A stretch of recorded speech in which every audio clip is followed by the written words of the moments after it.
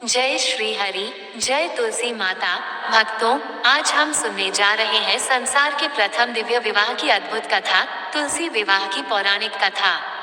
ये वो कथा है जहाँ प्रेम, भक्ति, त्याग और श्राप सब एक ही सूत्र में बंध कर ईश्वर की लीला का अद्भुत रहस्य प्रकट करते हैं। कहा जाता है कि जब सृष्टि के प्रारंभ में असुर राज जलंधर की पत्नी वृंदा ने अपने अटल सतीत्व से देवताओं को भी पराजित कर दिया था, तब भगवान विष्णु को स्वयं अवतार लेकर एक ऐसी लीला रचनी पड़ी जिसने सृष्टि के इतिहास को सदा के लिए बदल दिया।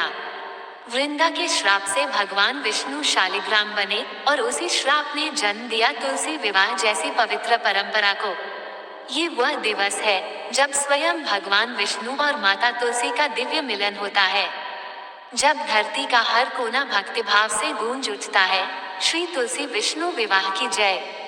तो आइए भक्तों, श्रद्धा और प्रेम भाव से सुनते हैं तुलसी विवाह की पौराणिक कथा, संसार के प्रथम दिव्य विवाह की कथा। जय श्री हरि, जय तुलसी माता। भक्तों, अब हम सुनेंगे संसार के प्रथम दिव्य विवाह की वो रहस्यमयी कथा जो प्रेम, भक्ति, त्याग और श्राप के दिव्य सूत्रों से बुनी गई है।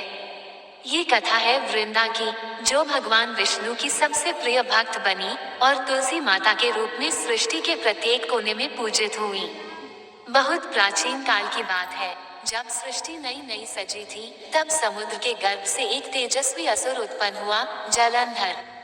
वह देवताओं के समान तेजस्वी और शिव के नेत्रों की ज्वाला से उत्पन्न हुआ था।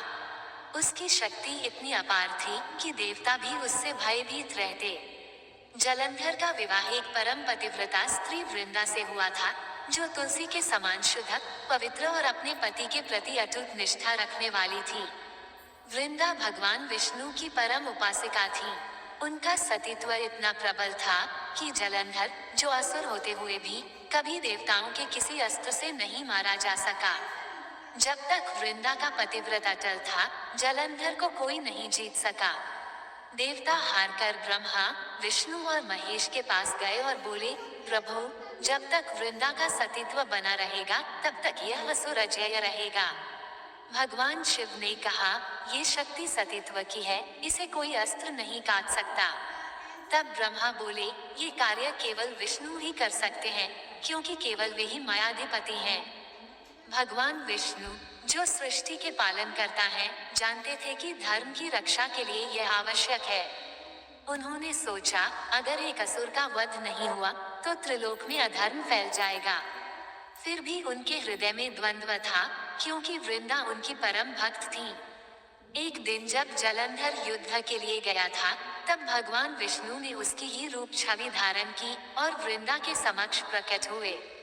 वृंदा ने अपने पति के रूप में विष्णु को देखा और उनका स्वागत किया, पर जब कुछ ही क्षणों बाद उन्हें सत्य का बोध हुआ, तब वे क्रोधित हो उठी। उनकी आंखों से अग्नि बरसने लगी। वृंदा बोली, हे विष्णु, आप जगत के पालनहार हैं, धर्म के रक्षक हैं, फिर आपने यह अधर्म क्यों किया? आपने मेरी पतिव्रता की मर्यादा क्यों भंग की? आपने छल किया, धोखा दिया, मेरे पति की मृत्यु का कारण बने, ये पाप आपको भी भुगतना होगा। उनकी वाणी श्राप में परिवर्तित हो गई, हे विष्णु, जैसे आपने मुझे छल से पत्थर समान बना दिया है, वैसे ही आप भी पत्थर के रूप में परिवर्तित हो जाएंगे। जगत में आपके इस पत्थर रूप की पूजा होगी, परंतु आप भी एक क्षण के लिए इस वेदना का अनुभव करेंगे। श्राप सुनते ही भगवान विष्णु गंभीर हो उठे। उन्होंने शांत स्वर में कहा, माता वृंदा, आपका श्राप सत्य होगा, परंतु आपका नाम सदा अमर रहेगा। आप इस पृथ्वी पर तुलसी के रूप में जन्म लेंगी। आपका पत्थर स्वरूप शालिग्राम के रूप में मुझसे सदा विवाह बंधन में बंधा रहेगा। जहाँ जहाँ तुलसी होगी, वहाँ मैं स्वयं निवास करूँगा। वृंदा के शरीर का तेज उसी क्षण तुलसी के पौधे में परिवर्तित हो गया। तभी से तुलसी को माता कहा जाने लगा।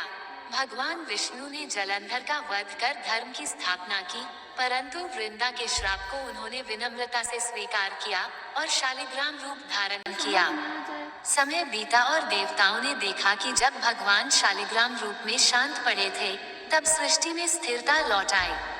देवताओं ने विनती की, प्रभु, कृपा कर अपनी लीला को पूर्ण करें, ताकि यह जगत आपके इस विवाह को सदा स्मरण रखे। तब भगवान विष्णु ने कहा, जैसे वृंदा ने अपने सतीत्व से संसार को धर्म का अर्थ सिखाया, वैसे ही यह विवाह संसार के लिए भक्ति और प्रेम का प्रतीक बनेगा। फिर देवउठनी एकादशी के दिन, जब भगवान विष्णु 4 महीने की योग निद्रा से जागे, उस शुभ अवसर पर तुलसी माता का विवाह भगवान शालिग्राम से संपन्न हुआ। ब्रह्मा जी ने स्वयं वेदमंत्रों से विवाह संस्कार कराया। शिव, पार्वती और सभी देवता इस दिव्य विवाह में उपस्थित हुए। वायु देव ने पुष्पों की वर्षा की, अप्सराएं नृत्य करने लगी, गंधर्वों ने गीत गाए। सृष्टि का हर कोना श्री तुलसी विष्णु विवाह की जय के जयघोष से गूंज उठा। उस क्षण से यह परंपरा चली आ रही है कि कार्तिक मास की देवउठनी एकादशी से तुलसी विवाह का उत्सव प्रारंभ होता है। जो भक्त तुलसी विवाह करते हैं, उन्हें ऐसा पुण्य मिलता है मानो उन्होंने कन्यादान किया हो। यह विवाह केवल एक उत्सव नहीं, ये प्रेम और क्षमा की शिक्षा है।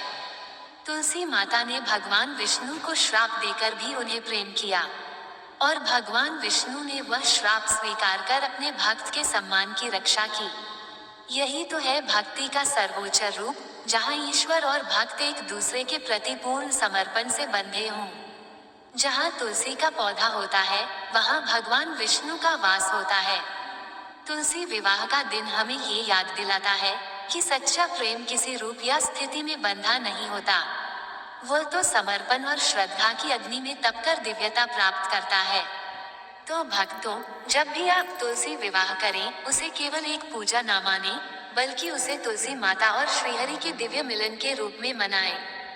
प्रेम से बोलिए, श्री तुलसी विष्णु विवाह की जय।